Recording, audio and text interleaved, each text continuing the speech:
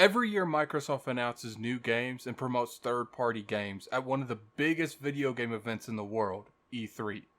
One big question around this time of the year that happens every year is, can Microsoft and Xbox bring enough new games, and can they support older games enough to satisfy both the casual and the hardcore market?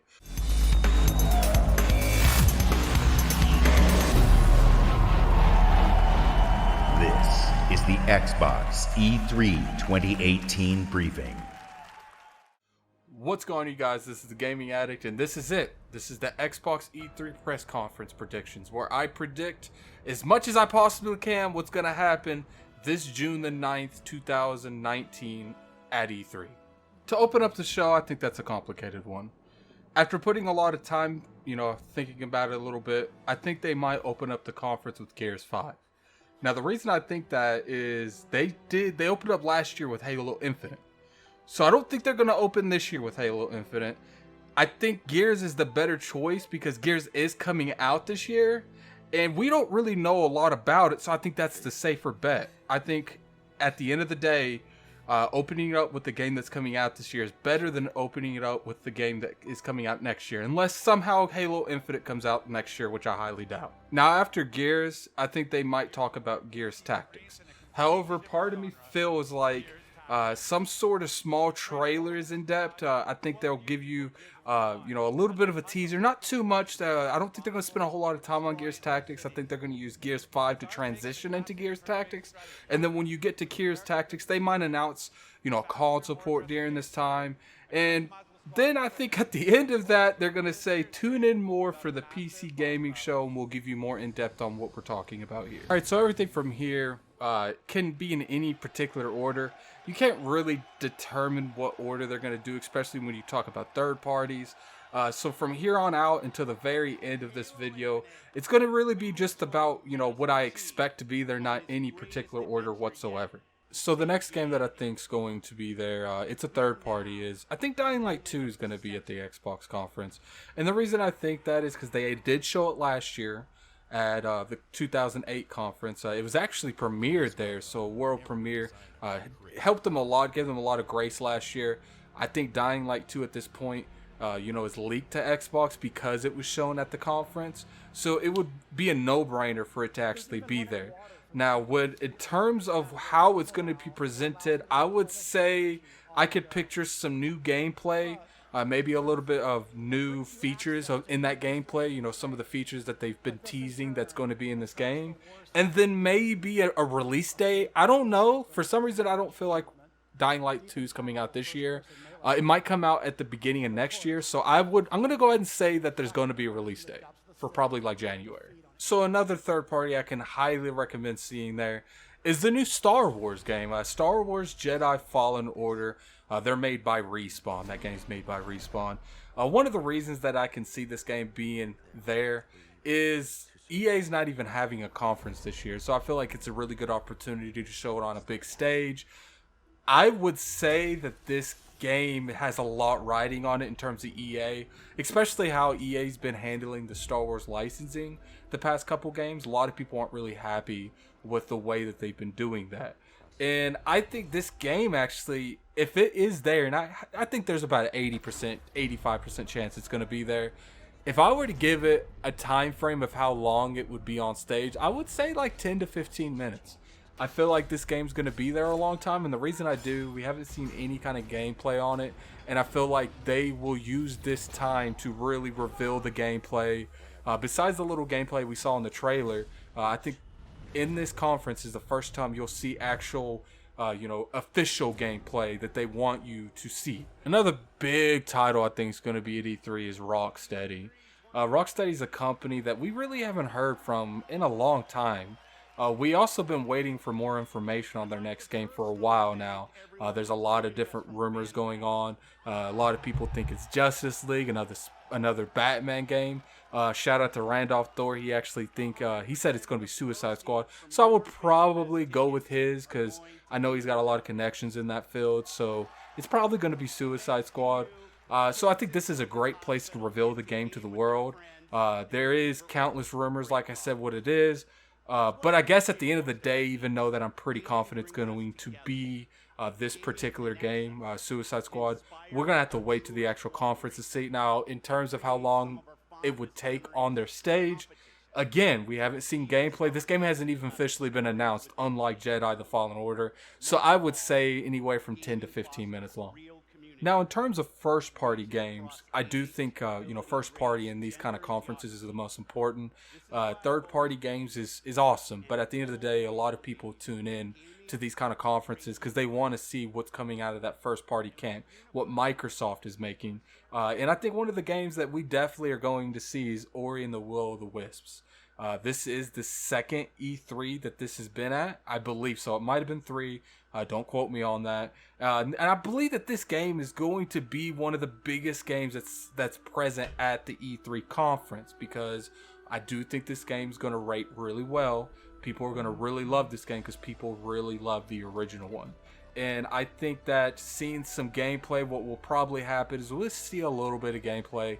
I don't think it's going to have a whole lot of presence in terms of time frame, but I think a lot of people are going to tune in to this conference just to see the announcement when it's going to come out. I think we'll see a little bit of gameplay, maybe just like a 2 to 3 minute trailer with that stabbed at the end with the release date. And I would say that would come out late August to early September, or maybe even early August. I didn't really play the first one. I'm not really too sure when it came out. But anyway, that's definitely going to be there. In 2018, Phil Spencer did announce that Microsoft, they purchased a few studios. And one of those studios was Ninja Theory, the team that made Hellblade.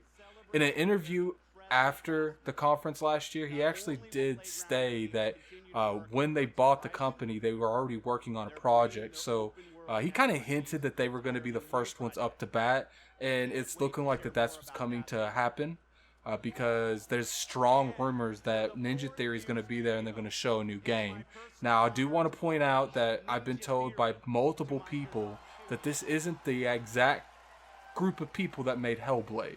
It's kind of like their B team, like the people that made Sekiro for From Software. That being said, it's about time that they would tease something. So I do think that it will happen this year at E3. And I think that they'll show some gameplay with the release date. Now, since this isn't the A team for Ninja Theory, it could go two ways. I don't know which one directly. They could, give it a lot of shine, like 10 to 15 minutes, showing what the game does, showing a real in-depth on what the game is going to offer. I've been told it's a 4-player co-op game. But they could go that direction when they're like, we're just going to give you a gameplay, have the dev come out for a minute or two, explain what they're doing, and then just move on from there. And so it could either be one of those. I would lean more towards the 5-minute mark. They'll have about 5 minutes on stage. Probably one of the biggest studios that I believe is going to be there that I personally would be looking forward to is Obsidian. Obsidian is actually another one of those studios that Microsoft bought last year. They actually announced them at Gamescom. They have a game that's about to finish its development. Unfortunately, it is going to be multi-plat, so it's not going to be any kind of exclusive game to the Microsoft platforms, but that game's The Outer Worlds. This game, I believe, is going to be a big hit for them, and we've seen certain gameplay, but we haven't seen a whole lot in terms of gameplay, but we have seen gameplay. So in terms of what will actually be and how much of this game that they'll run out when it comes to their conference, that could be a double-edged sword. Part of me feels like they're not going to spend more than 3 minutes on this game, but the other part of me is like, Outer Worlds might be one of the biggest games that's out this year, depending on what's shown at E3, so they might spend another 10 to 15 minutes on this game. I guess E3 is going to be when we know. Now, we can't do any kind of conference without some types of service announcements, something in that realm. So in terms of Game Pass, I believe they're going to be a big focus on E3. Now, I don't mean big focus like, here's the Game Pass game, here's the Game Pass game. But I do think if there's any kind of prequels or anything like that, that they will try to make it part of Game Pass to, really amp up Game Pass in general as a whole. So actually, Randolph Thor, definitely go check his video out because he did this too.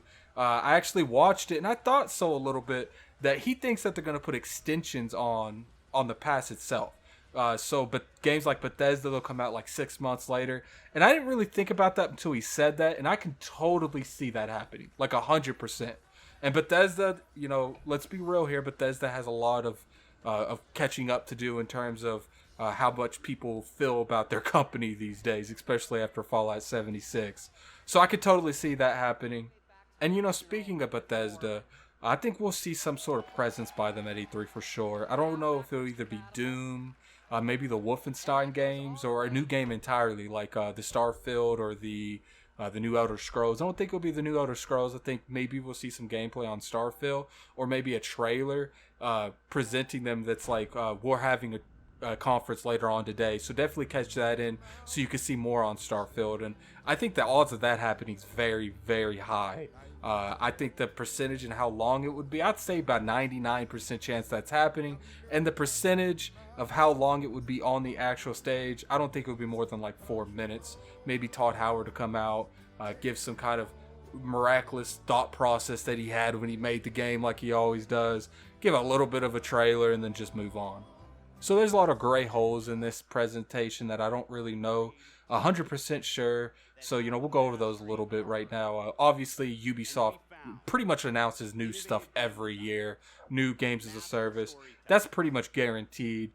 We've heard rumors about a Splinter Cell, which, it looks like those aren't really true anymore.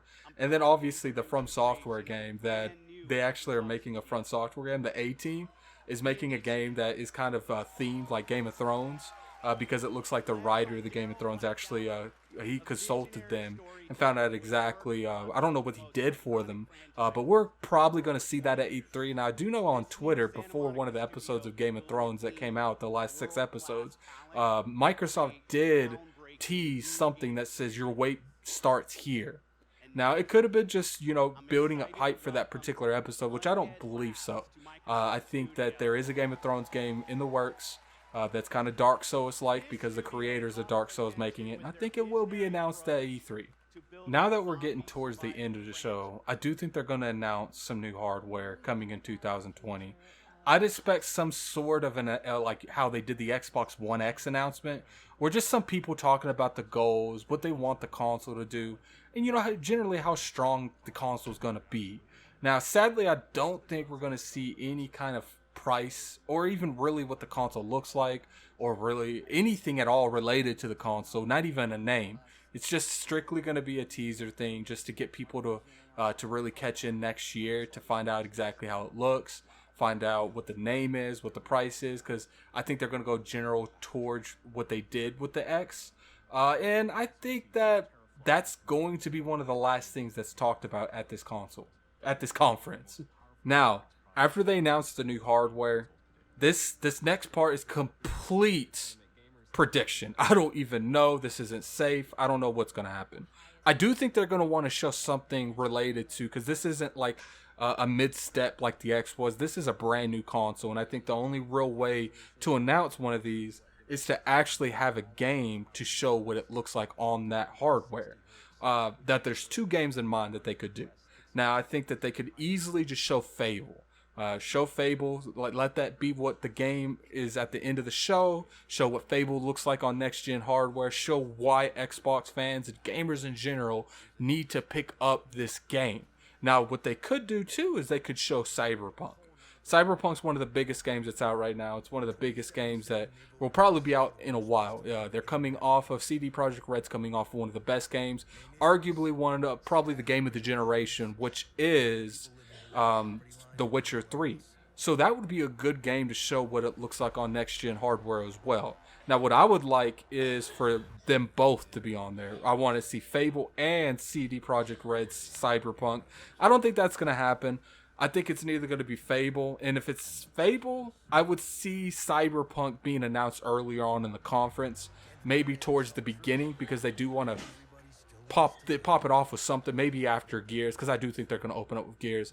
I might be wrong about that, but I would definitely appreciate anything that they do just to show what something would look like on that hardware. Another game that I can see them coming out at the end, after they've showed the hardware, I don't even know how I forgot it, you guys, but Halo Infinite. Maybe it's because I talked about it earlier, completely slipped my mind, Halo Infinite's neither going to be around the middle, or you know, the game that they show up right before they reveal the console, or it's going to be right there with Fable and they're going to show Halo Infinite right after the console. Halo Infinite's definitely going to be on the Xbox One, but I do think it's going to be a cross-gen game, and it's going to be on the next Xbox as well. So I can totally see Fable and Halo being showed right after they show that hardware. Even, you know, Cyberpunk 2, I can see that as well. And then, you know, if they're going to end, I know they have to end with one of these games at the end. If they don't, it's going to be very disappointing, because people want to see what these games look like on next gen. That's the whole point of this hype. We'll see what Microsoft does, because Microsoft is definitely really hard to predict in certain situations. And there it is, my predictions on the Xbox E3 of 2019. I think this year will start to slowly turn that following that they lost in 2013 with the horrible opening that they had with the Xbox One. I think we'll start to see, you know, what Phil Spencer really has in store for this brand. I'm starting to believe it, and I believe that, you know, the next couple years, and I think this is the first year that we're really going to see the direction that he wants this brand to go to. And I hope and at the end of the day, if this conference, I just hope it's better than what I predicted, because I really hope it's not worse. That's for sure. They don't need a worse conference than what I predicted, because a lot of the stuff on this list, because they've been so tight shut on what's coming out of the Xbox camp, it's safe. So I would really appreciate a better list than what I've put out. Now, it could be exactly how it was in 2018. People thought all this stuff was going to be in 2018's Xbox conference, and a lot of people were wrong. But time will tell. We're about 2 weeks away.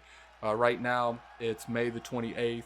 Their conference is on June the 9th. So, this is Gaming Addict. Thanks for watching. It's going to be a long video. Definitely like the video if you don't mind. Share it. I like my content. Get to as many people as possible. And until the next video, I'm out of here. Peace.